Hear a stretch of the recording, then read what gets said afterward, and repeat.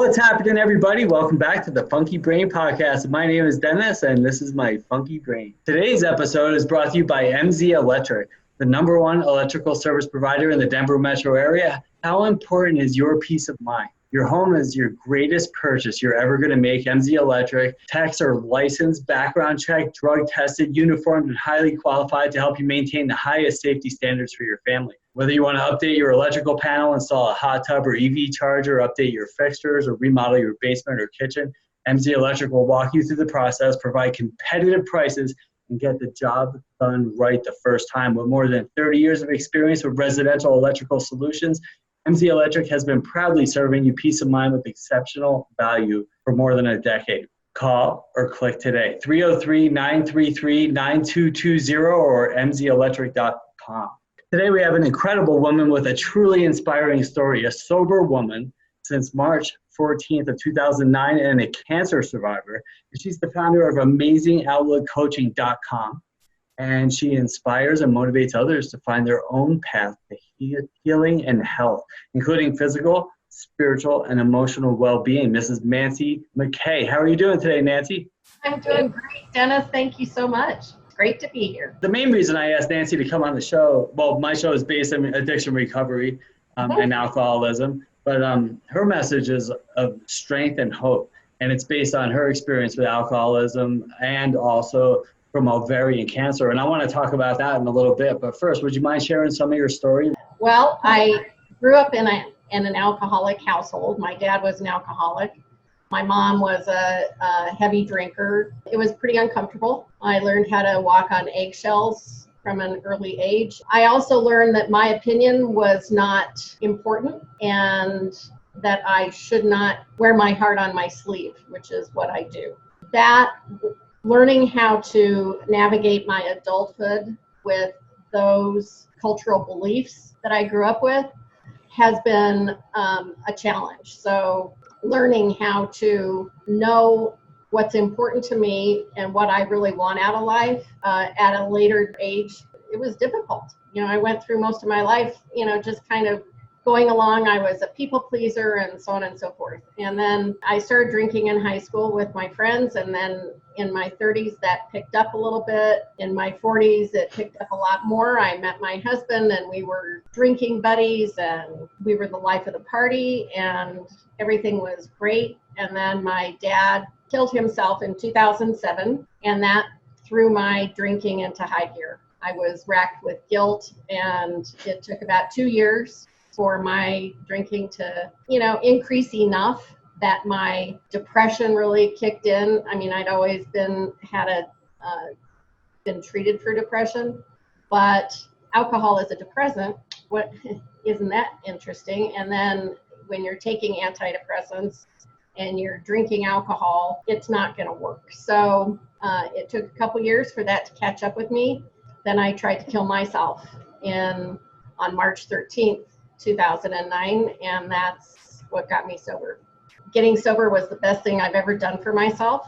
It's been a true gift, and I wouldn't be doing what I am doing today if I had not gotten sober. I'd be dead. I know I'd be dead.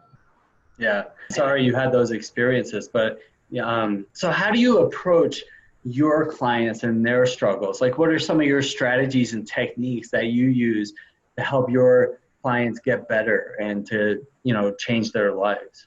Well, I concentrate on thought work and mindset. Like you just said, it's not the drinking or the gambling or the sex or the food. Those are all symptoms of a bigger problem. And so what I try to do is get to the root of the bigger problem and figure out what are the thoughts and beliefs that are causing all this external action. If we can control our thoughts and shift our thoughts just minutely up the scale, then we can change the way our lives look and we can change the actions. And, so if you change your thoughts, you can change your feelings, and that drives different actions and you get different results. And so that's what I work on primarily with my clients. And that's great. And that's exactly what it takes to change. And it takes time too. You might have like 20 or 30 or 40 years of wrong programming that can't be turned around in a week. It's 100 miles into the woods and it's 100 miles back out. The good news is that the trip out, it doesn't have to take as long or be as painful. Oh, exactly. It's a matter of when you get the wake-up call, when you finally allow yourself, give yourself permission to get out of that prison. There's a great quote by Rumi that is like, why do you stay in the prison when the door is so wide open? We don't always know that the door's open. We think we have to stay in a terrible situation or that the circumstances are creating our lives, and that's not true. The circumstances are neutral. It's our thoughts about the circumstances that will either propel us forward or hold us back. It took me a long time. I've always been interested in self-development, and I was in therapy for years, but coaching is what got me moving in a forward direction. And that's how I describe coaching to my clients is, therapy is about healing the past, and coaching is about showing you how to change your future. Yeah, and that's beautiful. And the other piece of that, in my opinion, is that accountability too. So, the therapist will sit there and write a bunch of stuff down and say, try this. And the coach is your accountability partner. So my job isn't to tell you what to do.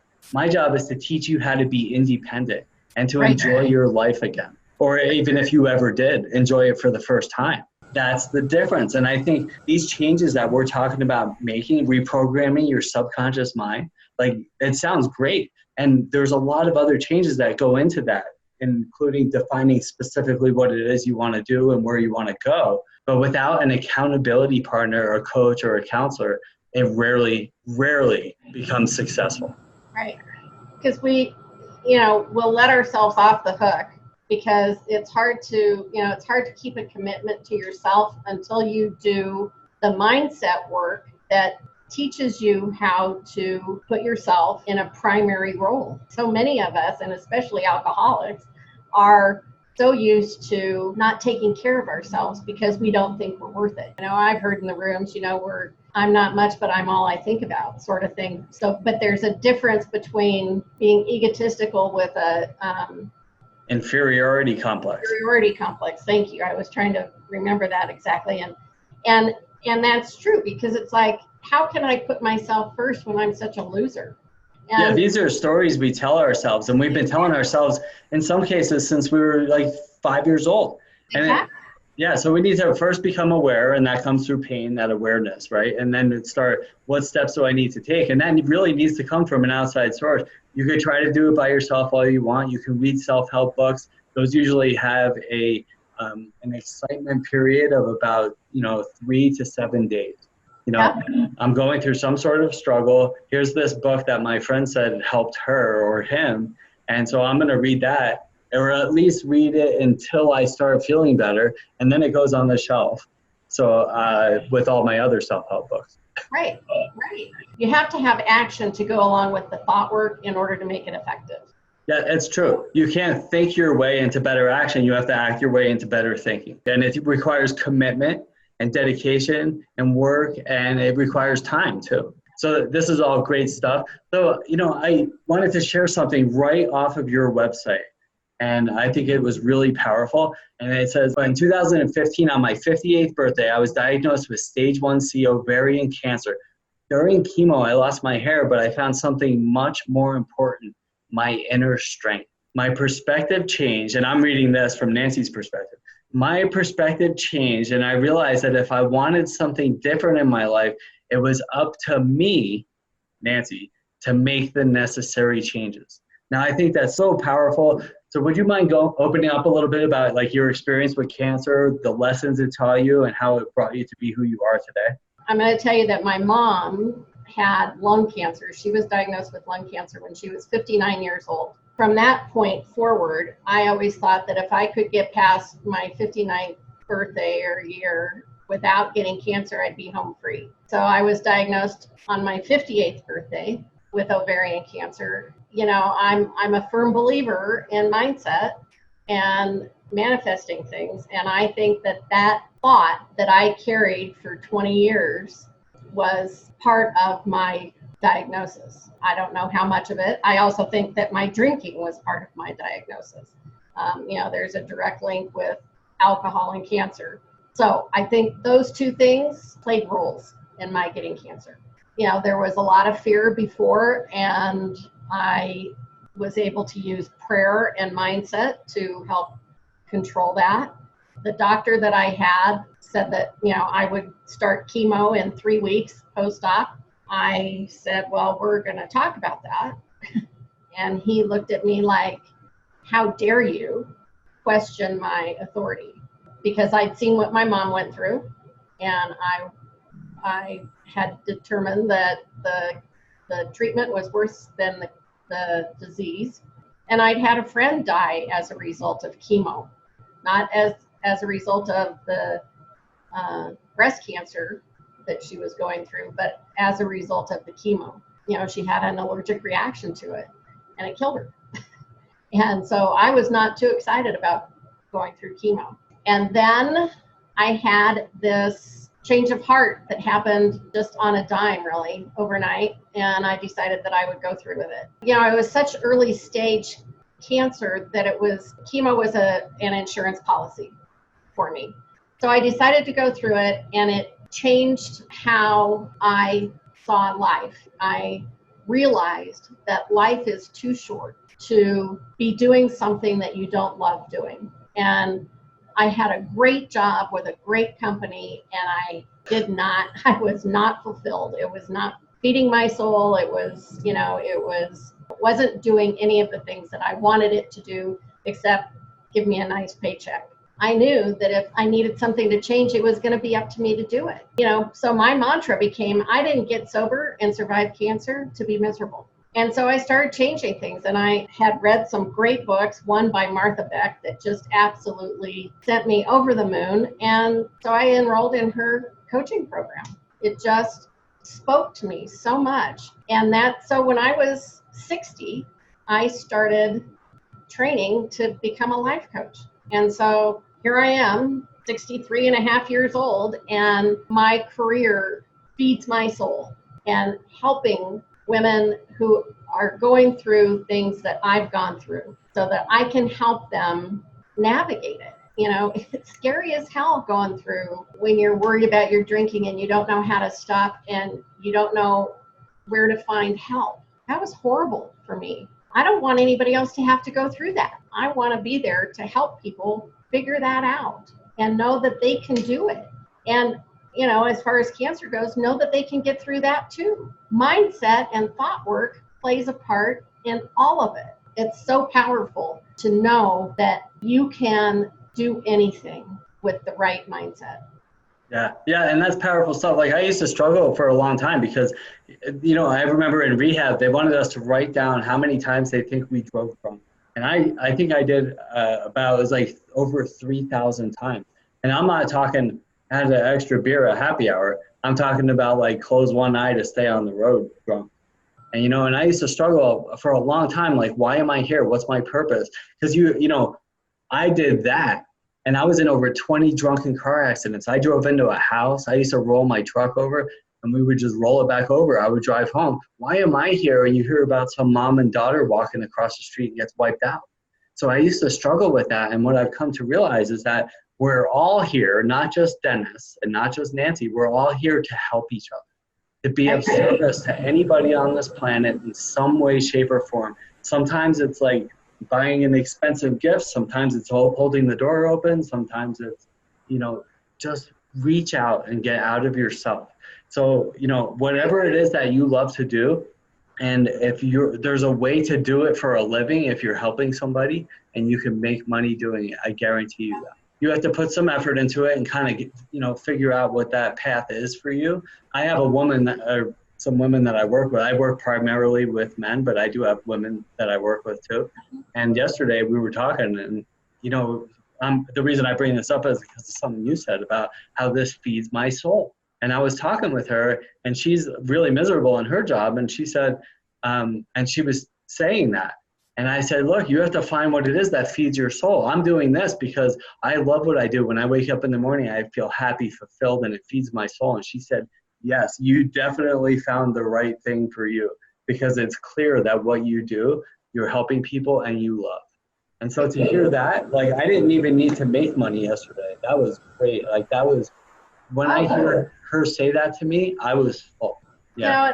And it goes right back down to, do more of what you love and less of what you don't.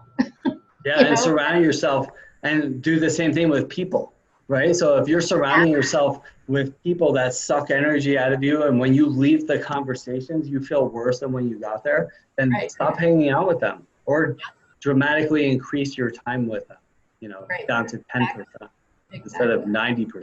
So share with us, besides your cancer and your alcoholism, if you take those big, huge boulders out, there's still other struggles and challenges that you've had to overcome to get to where you are today, I'm sure, right? Absolutely. And I still do. I mean, let's face it, we're human, right? Life isn't a cakewalk. And, there's stuff that comes up all the time. And I'm still building my business. And the other thing is I've struggled with my weight all my life. And now I am finally at a place in my head, right? The thought work is helping me take a look at that finally. And I know that I'm going to do this, and I've made a commitment to myself. But that's been something that has been, that's another step. And there's a lot of things that we all struggle with, because everybody's got problems, and it's what you do with them and how you work through them. Just because you're doing something you love doesn't mean you're not going to have problems. And now I feel like I have a lot more tools to work through them myself. But not only that, is I have some great resources and some great friends and great coaches that I can bounce things off of and go to with questions that I have and when I need help. And here's the biggest thing ever: ask for help. You have to be willing to ask for help. That has been the biggest tool that I've got in my toolbox is, I have almost always been willing to ask for help. And that's a gift, I think. I don't think everybody is willing to ask for help because they don't want to admit that they need it. Right. And that's the kicker.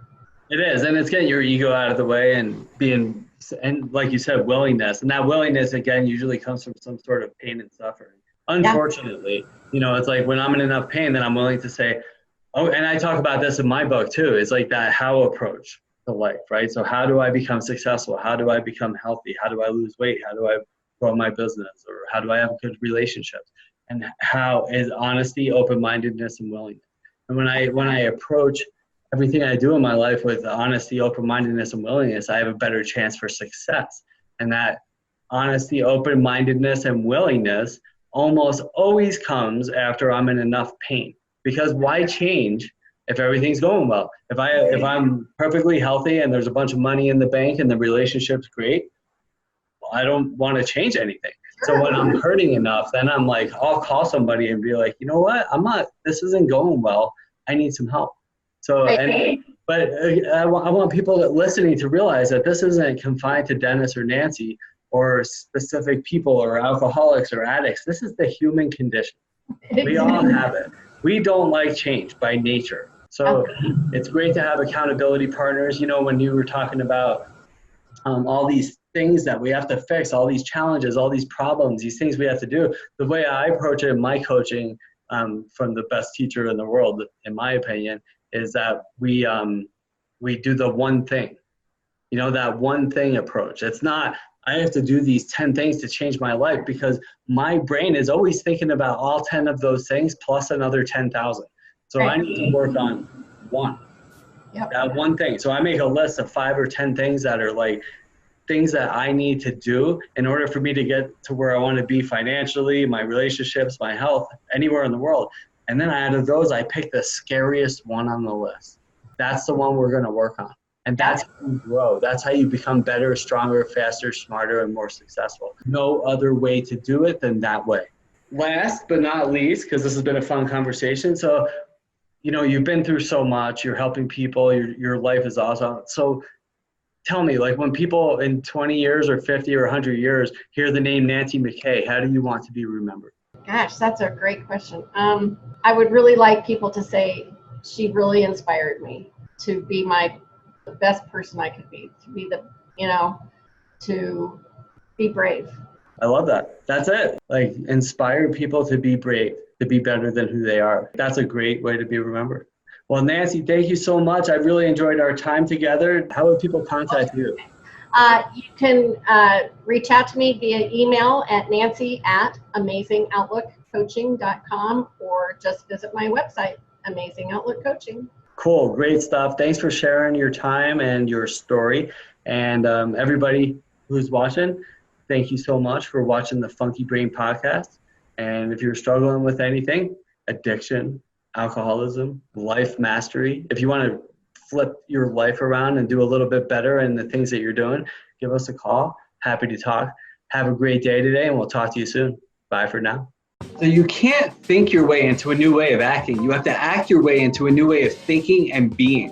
Hi, I'm Dennis Berry, best-selling author, speaker, and life coach for addiction recovery. So many people are stuck in their addiction, whether it's like drugs or alcohol or food or shopping or sex or money, and they think they could just stop or try to figure it out on their own, but they don't change anything in their lives.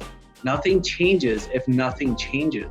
In order for change to happen, you have to change something. My clients will be like, oh, I'll stop tomorrow, or if this happens, then I stop, or someday I'll just give it up. And then they just sit around and think, and hope for different or better results, but it doesn't happen. You have to take action. Action most people aren't willing to take. People don't become willing until they're in enough pain, me included. And unfortunately, they wait, and time passes by. Even if you are willing, you don't even know where to begin. And that's where I come in.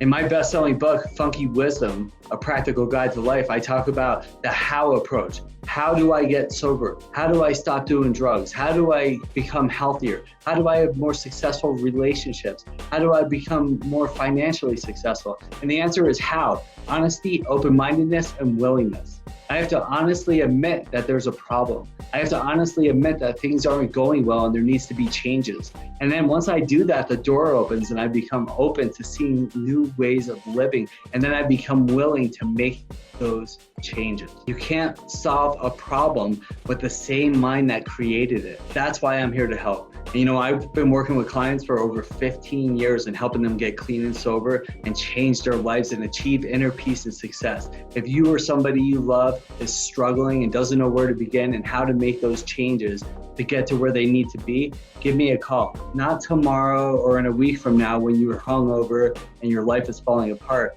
Call now. Start making that change today, and you'll be glad that you did. I'm sending you love and good vibes. Have a great day today.